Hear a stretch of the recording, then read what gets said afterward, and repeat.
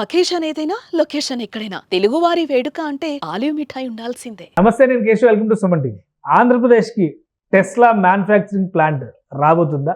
దేశంలో ఈ ప్లాంట్ ప్రారంభించేందుకు కావాల్సినటువంటి ప్రణాళికల్ని ఇప్పటికే ఎలాన్ మస్క్ సిద్ధం చేసుకున్నారు. హై లెవెల్ మీటింగ్స్లో వచ్చినటువంటి అష్యూరెన్సెస్ మేరకు ఏపీలో ఇప్పటికే ఆథరైజ్డ్ షోరూమ్స్ కూడా ప్రారంభించే పనిలో టెస్లా ఉంది. ఈ నేపథ్యంలో ప్లాంట్ ఏపీకి వస్తుందనేటువంటి ప్రచారం జోరుగా సాగుతుంది. ఇందులో నిజమెంత, అసలు ఏపీకి వచ్చేటువంటి అవకాశాలు ఎంతవరకు ఉన్నాయి? ఈ అంశాన్ని విశ్లేషించేటువంటి ప్రయత్నం చేద్దాం. మనతో పాటు తెలుగుదేశం పార్టీ వాణిజ్య విభాగం ఉపాధ్యక్షులు కిరణ్ కలపాల గారు ఉన్నారు. కిరణ్ గారు నమస్కారం. నమస్తే అండి. టెస్లాకి ఒక బ్రాండ్ వాల్యూ ఉంది, వరల్డ్ వైడ్గా ఒక ఇమేజ్ ఉంది. ఎవరు ఊహించని విధంగా ఇండియా రావాలంటే 2014లో ఒకసారి ట్రయల్స్ వేశారు. అప్పుడు ఉన్నటువంటి ట్యాక్సేషన్, రకరకాల ఇష్యూస్, ఇవన్నీ రీజన్స్ పెట్టి ఆగిపోయింది. ఇప్పుడైతే 100% వచ్చేస్తుందనే సంకేతాలు ఉన్నాయి. రేస్లో చాలా రాష్ట్రాలు ఉన్నాయి. ఆంధ్రప్రదేశ్కి వచ్చేస్తుంది అని ప్రచారం కూడా జోరుగా సాగుతుంది. ఏంటి అసలు ఎంతవరకు పాసిబిలిటీస్ ఉన్నాయి? ముందుగా మనం టెస్లా గురించి చెప్పుకోవాలంటే అండి, ఎలాన్ మస్క్ తను సరిగ్గా 10 సంవత్సరాల క్రితం, అంటే చాలా మంది తెలియదు, అంటే ఈ ఫేస్బుక్ జోకర్బర్గ్ కానివ్వండి, బిల్ గేట్స్ అంటే అందరికీ తెలిసిందే. అందులో చంద్రబాబు నాయుడు గారి వలన తెలుగు రాష్ట్రాల్లో ప్రతి ఒక్క తెలుగోడికి బిల్ గేట్స్ అంటే తెలుసు, బిల్ క్లింటన్ అంటే తెలుసు. అంటే వాళ్ళని అంత సుపరిచితం చేశారు చంద్రబాబు నాయుడు గారు. తర్వాత గత 20 సంవత్సరాల్లో గూగుల్ కానివ్వండి, ఫేస్బుక్ కానివ్వండి, బిల్ గేట్స్ కానివ్వండి, వీళ్ళందరూ ప్రపంచంలోనే నంబర్ 1 బిలియనీర్స్ అయిపోయారు మన ఇండియాలో ముఖేష్ అంబానీ లాగా. సో గత 10 ఏళ్లలో ఎలాన్ మస్క్ తను ఏదైతే ఒక టెస్లాని తీసుకొచ్చి ఈరోజు ఒక గేమ్ చేంజర్, వరల్డ్లోనే గేమ్ చేంజర్, వరల్డ్లోనే నంబర్ 1 ఈ రోజున. సో తను తీసుకునే నిర్ణయాలు అంటే, ఇప్పుడు ప్రతి దేశం కూడా ఫ్యూయల్ మీద యుద్ధాలు చేయాల్సిన ఆవశ్యకత ఏర్పడిన రోజుల్లో అమెరికాలో కూడా ఇంకా స్టిల్ అండర్ గ్రౌండ్ ట్యాంకుల్లో రాబోయే 50 సంవత్సరాలకి సరిపడా ఫ్యూయల్ నిల్వలు ఉన్నాయండి. ఎందుకంటే రేపొద్దున ఇరాక్తో కానీ, ఇరాన్తో కానీ యుద్ధం జరిగితే మళ్ళీ రేపొద్దున అమెరికాకి వాళ్ళు ఏంటంటే అగ్రరాజ్యం, ఆ మాత్రం స్టోరేజ్ ట్యాంక్స్ పెట్టుకోవాల్సిందే. యుద్ధం వచ్చి రేపొద్దున ఇబ్బంది పడాల్సి వస్తే ఆ టైంలో ఎలాన్ మస్క్ ఎంట్రీ అనేది నిజంగా వండర్ఫుల్ అండ్ గేమ్ చేంజర్ అండి. అలా ఈ రోజున యుఎస్లో ప్రతి ఒక్కరు టెస్లా కార్ తీసుకుంటున్నారు అంటే అది డ్రైవర్లెస్ ఆటోమోటివ్. అంటే మీరు కార్ ఎక్కిన తర్వాత దాంట్లో ఉన్న మెయిన్ ఫీచర్ ఏంటంటే, మీరు కార్ ఎక్కిన తర్వాత దాన్ని సేఫ్ మోడ్లో పెట్టేసి మీరు వర్క్ చేసుకుంటే కూడా వెళ్ళిపోవచ్చు మీరు. సో ఆ విధంగా అంత అడ్వాన్స్డ్ అండి. అంటే దాంట్లో కారులో ఏముండదు, ఇంజిన్ ఇలాంటివి ఏముండదు, ఒక బ్యాటరీ, ఒక స్క్రీన్ తప్ప మీరు చూడటానికి కూడా లుక్ అండ్ ఫీల్ కూడా ఏముండదు. అయితే పబ్లిక్ కావాల్సింది ఏంటి, మనం ఆ గమ్యస్థానానికి వెళ్తున్నామా లేదా. అలా సూపర్ సక్సెస్ అయింది. ఆ రోజున 70,000 ఉండాల్సిన కారు ఫస్ట్లో డిమాండ్ కొద్దీ తర్వాత 40,000, 30,000కు కూడా దొరుకుతుంది. ఇప్పుడు తన ఫోకస్ అంతా ఒక అమెరికానే కాకుండా వేరే దేశాలు, మెయిన్ కంట్రీ ఏదంటే ఇండియా. ఎందుకంటే ఆల్రెడీ చైనా వాడు కార్లు తయారు చేస్తాడు, BYD కానీ, MG కానీ, ఇలాంటివన్నీ కొన్ని కార్స్ వచ్చేసినాయి. ఇప్పుడు తన ఫోకస్ అంతా ఇండియా మీద పడింది. కరెక్ట్గా 2024లో చంద్రబాబు నాయుడు గారు గెలిచిన తర్వాత టెస్లాని ఎలాగైనా సరే, ఎందుకంటే అప్పటిదాకా దిగుమతి సుంకం నరేంద్ర మోడీ గారు ఇంత పెంచాలి, ఇంత ఉంటుంది, పర్మిషన్ మ్యానుఫ్యాక్చరింగ్ కూడా 110% ఇంపోర్ట్ డ్యూటీ ఉంది. అదే మ్యానుఫ్యాక్చరింగ్ కూడా మీరు ఇండియాలో స్టార్ట్ చేస్తేనే మేము పర్మిషన్ ఇస్తామని నితిన్ గడ్కరీ గారు అలాగే నరేంద్ర మోడీ గారు చెప్పడం జరిగింది.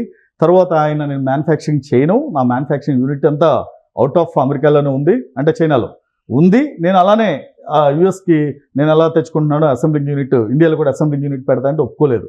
తర్వాత కొన్ని FDIలో ఒప్పందాల్లో భాగంగా ఆయన నరేంద్ర మోడీ గారు మొన్న వెళ్ళి ఎలాన్ మస్క్ని కలవటం, అలానే ట్రంప్ దగ్గర నుండి కూడా గ్రీన్ సిగ్నల్ ఇవ్వటం, ఇప్పుడు భారత్ మీద కన్నేసి ఆల్రెడీ కొన్ని ప్రధాన నగరాల్లో షోరూమ్లు కూడా స్టార్ట్ చేస్తున్నాయండి.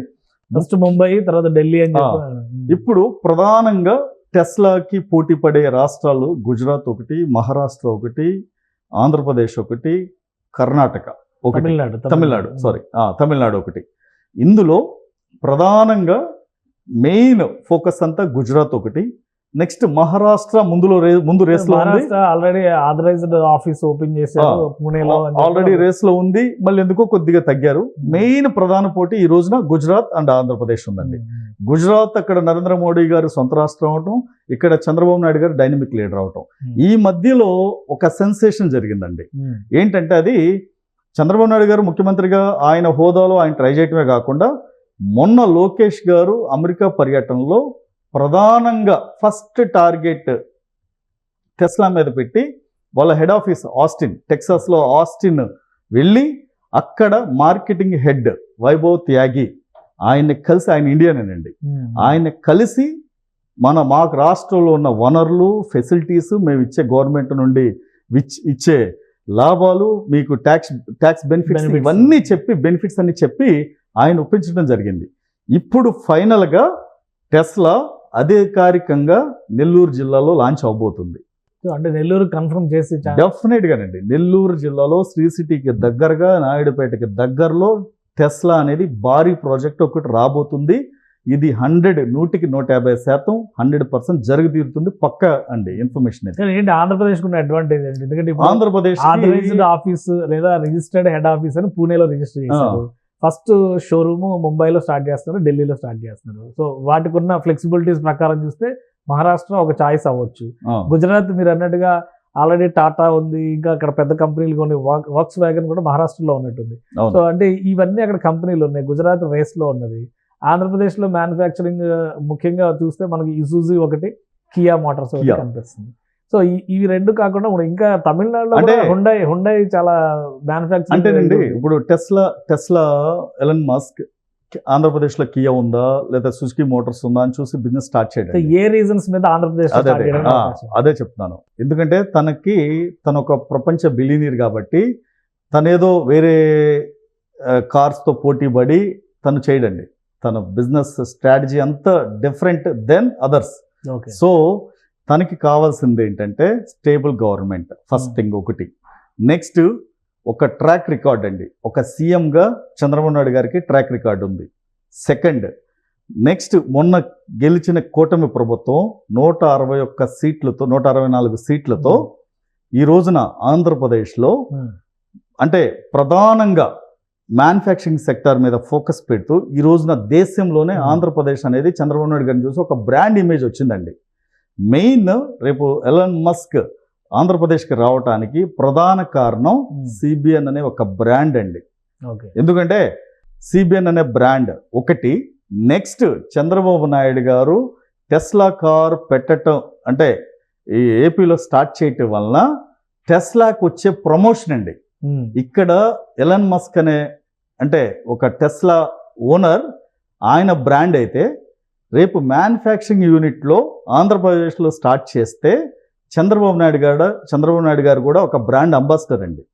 ఈ రోజున కియా అనంతపూర్లో పెట్టినప్పుడు అంటే ఇప్పుడు ఫుల్ ఫ్లెడ్జ్డ్ మ్యానుఫ్యాక్చరింగ్ యూనిట్ అవుతుందా లేదంటే మీరు అన్నట్టుగా చైనా నుంచి దిగుమతులు లేదండి. ఫస్ట్ 2 యూనిట్ ఈస్ట్ కోస్ట్ దగ్గర అంటే ఫస్ట్ 2 years మాత్రం ఒకటే చెప్పారండి. వాళ్ళకున్న పరిమితులను బట్టి అనుమతులను తీసుకుని ఫస్ట్ 2 years అయితే విడిభాగాల పరికరాలన్నీ తీసుకుని అసెంబ్లింగ్ యూనిట్ స్టార్ట్ చేయటం. రేపు రాబోయే 2 ఏళ్లలో మ్యానుఫ్యాక్చరింగ్ యూనిట్ కూడా పెట్టి ఇక్కడ నుండే ఈసారి చైనాలో యూనిట్లు క్లోజ్ చేసి ఆంధ్రప్రదేశ్ నుండే ప్రపంచం మొత్తం టెస్లా కార్స్ ఇక్కడ నుండే వెళ్ళాలి. ఇప్పుడు అనంతపూర్ కియా కార్స్ కనుక ఇక్కడ స్టార్ట్ చేసి మ్యానుఫ్యాక్చరింగ్ యూనిట్ ఇక్కడ సూపర్ సక్సెస్ అయ్యి ఇక్కడ నుండి వేరే కంట్రీస్కి ఎలా వెళ్తున్నాయో సేమ్ టెస్లా కార్స్ కూడా అంతేనండి. దీనికి బ్రాండ్ అంబాసిడర్ ఎవరంటే నారా చంద్రబాబు నాయుడు గారు.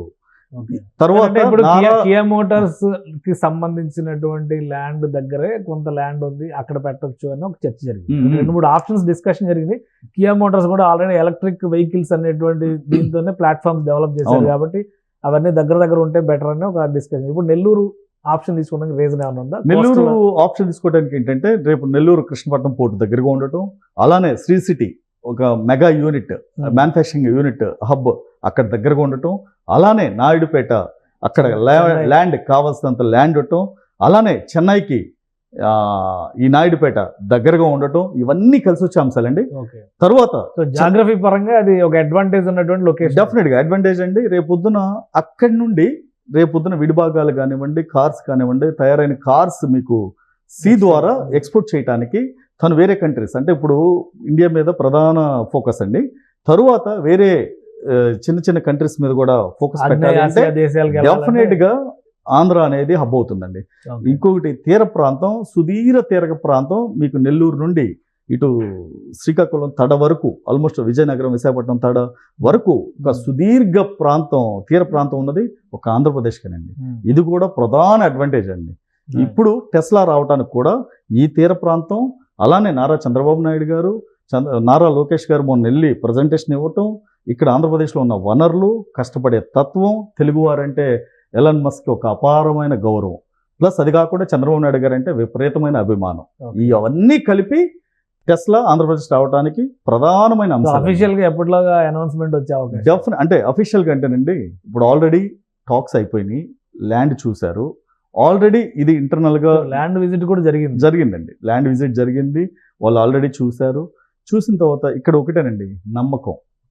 ఇన్వెస్ట్మెంట్ అంటే ఒక వేరే కంట్రీ నుండి ఎలాన్ మస్క్ వచ్చి ఆంధ్రప్రదేశ్లో పెట్టుబడి పెట్టాలంటే నమ్మకం.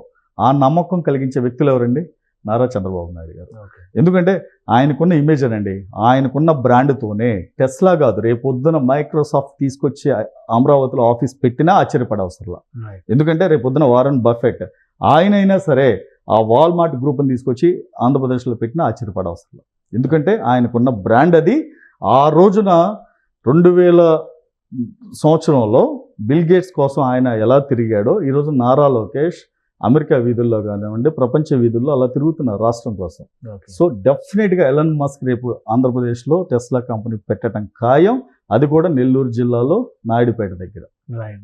థ్యాంక్ యూ కిరణ్ గారు అప్డేట్స్ ఇచ్చినందుకు. ఇది టెస్లా కారు ఆంధ్రప్రదేశ్లో అడుగు పెట్టడం ఖాయం, దానికి సంబంధించిన ప్రైమరీ వర్క్ అంతా కంప్లీట్ అయిపోయిందని కిరణ్ గారు చెప్తున్నారు. రాబోయే రోజుల్లో ఏపీ యూనిట్ నుంచే ఎక్స్పోర్ట్స్ జరిగేటువంటి అవకాశాలు కూడా ఉన్నాయి. ఆ దిశగానే టెస్లా సంస్థ అధ్యయనాలు చేస్తుంది.